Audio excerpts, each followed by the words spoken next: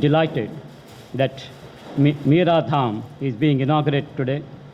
Our dream has materialized. My joy knows no bounds to say this. Before I say anything further, I would like to pray my Samartha Sadguru Shirdi Sai Baba to seek his grace and blessings to Mira Dham, Suraksha Seva, it's this one, Ashram, as well as for all of us. The sacred way in which every moment is spent will determine the fruitfulness of the year. God's love is like lighthouse beacon. Divert the boat of your life towards the lighthouse of divine love. You are then bound to reach the shore of bliss.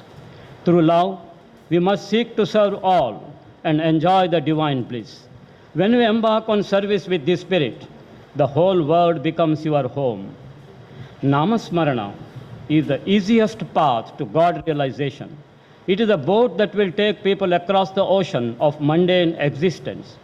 Constant contemplation on the form of the Lord and frequent repetition of His name are the means by which the heart is filled with the love of God.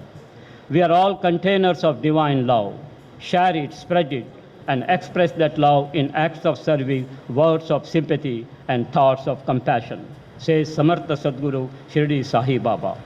Sai Baba is one of the greatest saints ever seen in India, endowed with unprecedented powers, and is worshipped as God incarnate. He was omniscient, omnipresent, omnipotent, birthless, deathless, and immortal. He was the crushed jewel, the crown jewel among the saints, the saint of saints, and the giant among the saints. He was embodiment of spiritual inspiration and religious harmony. He was personification of spiritual perfection and epitome of compassion. Sai Baba was one of the greatest saints. We've never seen such a saint in India. As a matter of fact, with the advent of the saint of Shirdi, the great and traditional movement of bhakti as an important sadhana for securing the supreme state of salvation received tremendous impetus. Sai Baba's whole life was a saga of spiritual magnificence. His radiant appearance, unusual luster on his face, his spiritual brilliance, spiritual grandeur, spiritual splendor singled him out as one who had come to fulfill a magnificent destiny. The most outstanding aspect of Sai Baba was that he was beyond distinctions of caste, creed, and religion. He embodied all the religions and preached the universal religion of love. We can go on and on about Sai Baba, yet fall short of words. Sai Baba was one of outstanding saint. He gives you whatever you want. I have said enough about Sai Baba. Now I will talk something about Mira. Mira was one of the greatest. Mira was the most outstanding and one of the most outstanding and remarkable persons that I have ever met in my life. She was daring, dashing, dynamic, bold, courageous, and strong. I always used to say that she is the only man in our family. The word impossible was not found in her dictionary. Whatever things she did it with her heart and soul. And she was a perfectionist. People used to call her a perfectionist because she won't leave any job unless it is perfect. So that is the nature of Mira. She dedicated her whole life for the cause of humanity. She loved people.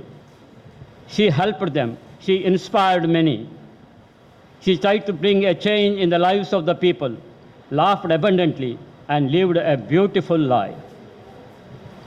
Mira has done so much for the cause of humanity. She always believed in serving. She never believed in sitting in the prayer room and chanting God's name. She believed in going out and serving the people in whatever way possible. Good behavior and attitude are of paramount importance for us that helped us in her life as well as in her career. She believed that good behavior has no monetary value, but it has the power to purchase million hearts. A beautiful dress can change your personality, but a beautiful behavior can change your life. Similarly, the right attitude will never take you to a wrong direction. Our attitude determines the altitude of our life. Meera firmly believed in this and led her life accordingly, and she has reached to the astronomical, astounding levels in her life as well as in her career. So she led a very successful life. Now I will tell you how actually I got married to Meera. In 1975, I came down to Karkal for marriage. Somehow nothing materialized. I had to go back empty-handed. My father was very sad, and he said that I will personally go with your mother and select the girl for you next time. He was so sad, but I tried to persuade him not to worry, because I know the marriages are made in heaven, that's what we say. And I left for Bahrain. Within 6 months, he wrote to me that we have found the girl, we all selected, and you have to pass the girl. I haven't seen her, I haven't talked to her, I don't know her family. And he has also written the words which I have to send him by telegram: proposal accepted, proceed. So my father's word was law for me. My parents were like, they were not less than God for me. I straight away went to the post office and sent the cable. I was working for American Express Bank at that time. All my friends were shocked, astonished. They went and told our manager, William C. Brown, American. So I was known as KK because they found very difficult to call my name, Karkala Kamalaksh Kamal. So they always used to call me KK. So William Brown heard this news and he had a shock of his life. So he just called me, KK, can I see you? He told me. I went to his cabin. He said, sit down. I understand you are going to get married. I said, yes. Have you seen the girls? I said, no. Have you talked to her? I said, no. Do you know their family? I said, no. Still you are going to get married? I said, yes. And he banged the desk saying that, are you mad? He told me, you Indians are unbelievable, incredible. I have never come across anybody like this, he said. He was very angry. I didn't say anything. I told him my father's word is law for me and I have accepted. And I came back. I went for marriage, got married on the 6th December 1976. Happened to be my birthday also on the same day. I got married and I came back, and within 2 months Meera joined me. When I was working in American Express Bank, one day Meera came to the office. Mr. William, somebody told Mr. Brown that KK's wife is this. So I was inside. So Mr. Brown called Meera and he was talking to her. When I came out, I saw Mr. Brown talking to Meera. So I went inside. So after about 10 minutes, Meera came and met me and she left. Mr. Brown called me again back. He said, KK, sit down. I saw your wife. I talked to her. She is very intelligent, bright. She speaks English very well. I'm so impressed.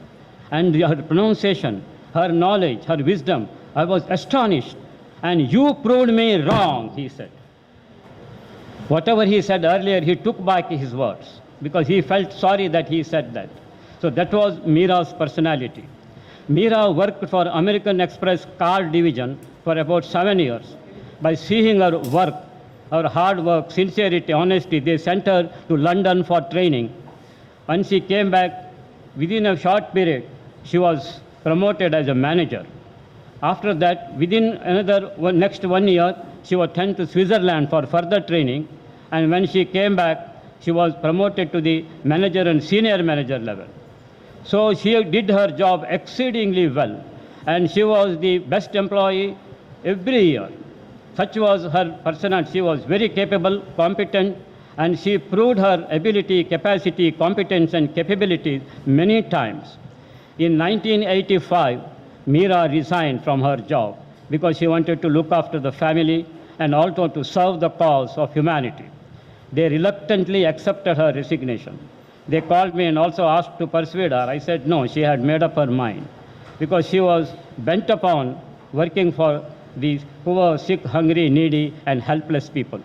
And she joined Indian Ladies Association in 1986. And there was a unit called Sneha. Sneha was a center for the special need children, Sneha. So Meera joined there as a coordinator. So next 30 years, she worked very hard to look after these special need children. She looked after them as if her own children, and also as if it is a God-given responsibility. She used to take the children outside, used to give them dress, books. She used to buy them books, drawing book. She used to teach them. She did everything what she could do. Several awards she got for her job. More than that, she was also doing a lot of food distribution, because Annadana, there is no dana which is greater than Annadana, says Samartha Sadguru Shirdi Sai Baba. She used to cook lot of food at home and curry, and used to carry to the labor camp to distribute to the laborers and poor people. And I also went with her many times. And also she attended several medical camps for the laborers. In several ways she has worked. She did not believe in sitting at chanting room and chanting the God's name. She believed in going out and serving the people. Hands that serve are holier than the lips that pray. The one hand that is extended to help somebody has more value than putting two hands together for the prayer. Hands that serve are always blessed, are always filled with blessing. Such was Meera's firm conviction, and she always believed in serving people. She also was working for the Indian embassy as a consultant. Indian ambassador was very much impressed by her dedication, devotion, sincerity, honesty, and hard work. She did all this job honorary. And she was also the member of ICRF, Indian Community Relief Fund, where she worked a tremendous job and got several awards for this. She was awarded Kannada Sangha Rajyotsava Award, Bahrain, in 1990 for her outstanding and meritorious services for the cause of humanity. So in several ways, she has worked for the cause of humanity from her heart and soul. She strived, she exerted, she strived, she strained her every nerve. She left no stone unturned for the welfare and well-being, for the progress and prosperity of the poor, sick, hungry, needy, and helpless people. She was also a master planner. She was also a brilliant cook, outstanding cook. Many people used to appreciate her cooking.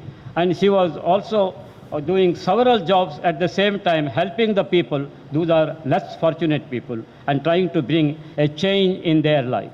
In this way, in several ways, ignoring her own life, she several ways served the cause of humanity. For her, this was the priority. Whoever approached her for any financial help, she never said no. Nobody left her empty-handed, because this is her kindness. She was simple, modest, humble, kind, and compassionate. Wherever she has to be tough, she was very tough. Wherever she has to be kind, she was very kind. The kindness is the language which a deaf can hear and a blind can see. Kindness makes you the most beautiful person, no matter what you live. Kind words are easy to say, but its echoes are endless. Meera strongly believed in this, and she helped many people in several ways she did. So in this way, Meera helped everybody whoever approached her. She never said no. She ignored her health, as her health was failing us, but she never cared for that. So we came back to India in 2013. Her health was reasonable at that time, but soon her kidneys failed. That was a big setback for our family.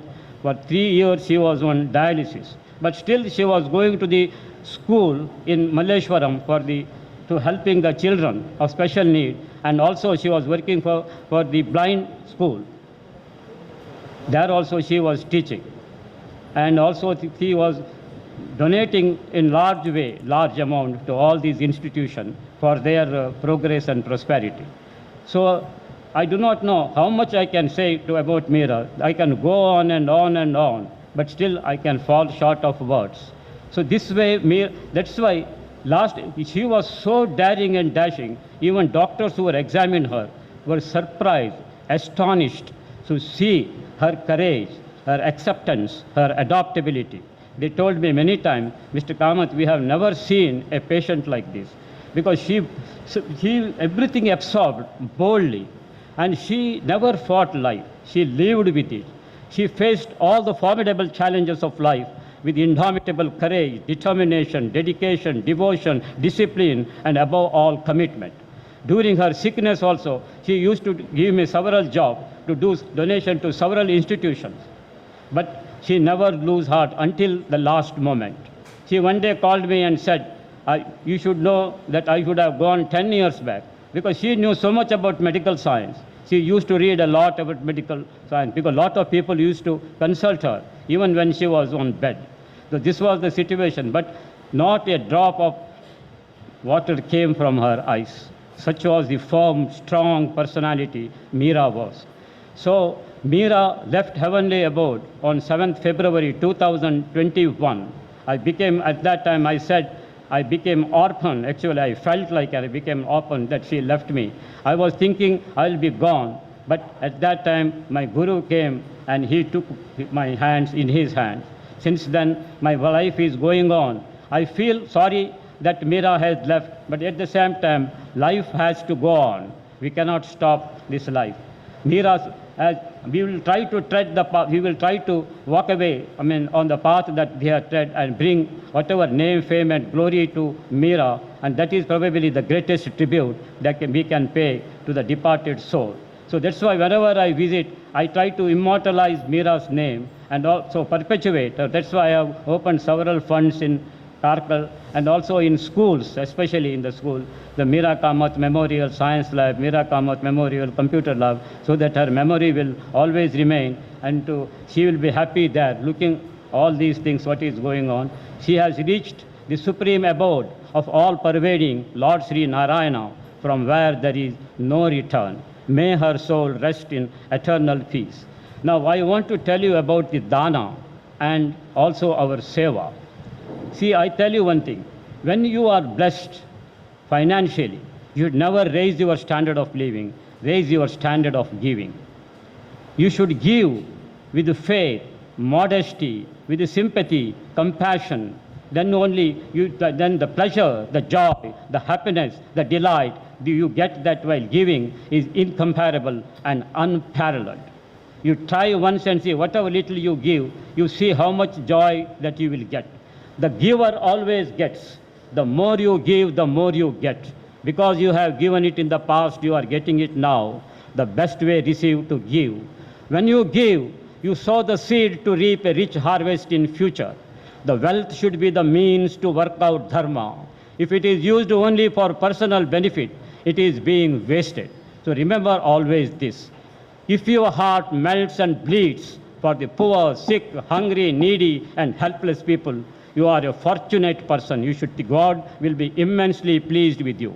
He will always be pleased with you. Similarly, the more you bend to lift somebody, to free him from his pain, sorrow, suffering, misery, agonies, and affliction, and bring a change in his life, the more you will be elevated in the eyes of the Lord. This is the truth. You should sigh and see how this will be. You should always try to give and see, because the giver always gets. You will never be empty when you give. That is universal truth, the law of the nature. That is written, pre-written, it's like that.